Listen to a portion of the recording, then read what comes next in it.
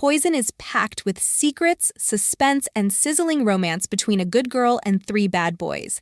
Join me in this spicy, why choose, reverse harem romance filled with bad boys, blackmail, and darkness. We hope you enjoy! Chapter 4.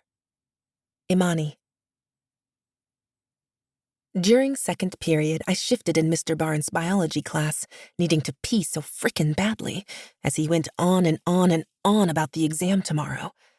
I pushed my reading glasses further up my nose, wrote furiously in my notebook, and squeezed my knees together. Allie leaned closer to me. "Are you okay?" "I have to pee," I whispered back, hoping Barnes wouldn't hear me.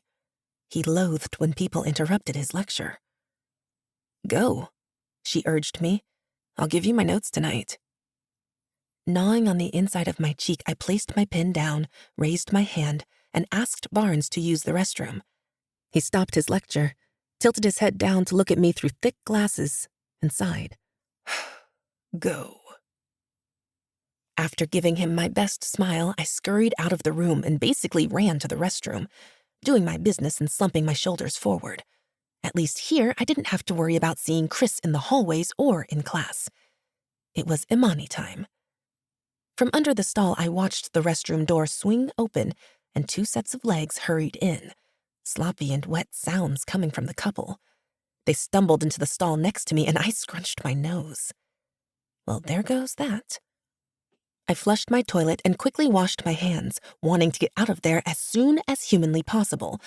That was the first and last time I'd ever asked to use the restroom during class because I didn't want to listen to the starts of another fucking during school session.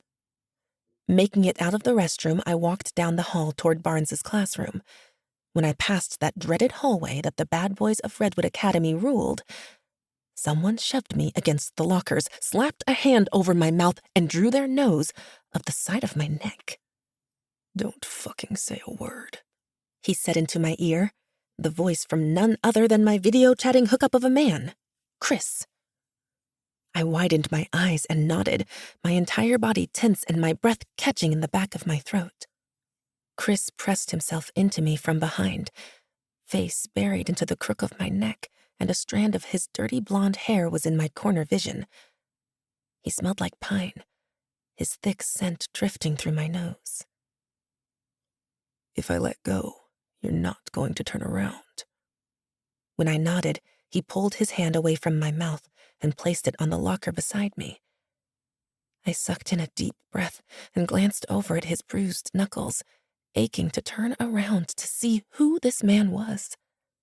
Walking around school today had been pure torture. But I was terrified of who I'd find. "What are you going to do?" I whispered, fear and excitement rushing through me. I had never been this close to a guy before. Ever. "I'm going to get used to your body before I introduce you to my friends." "Your friends?" I whispered, chewing on my bottom lip.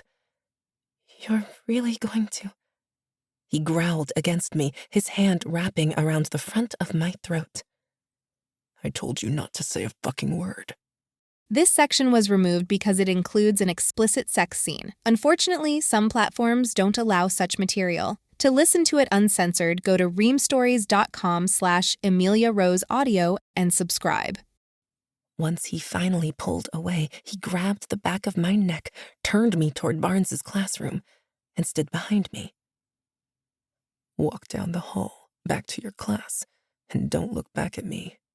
Not once."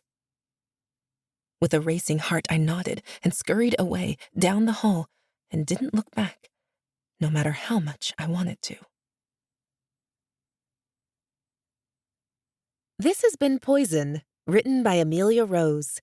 Narrated by Audrey O'Bain, Vels Library, Hector Carrillo, and Zach Bostrom.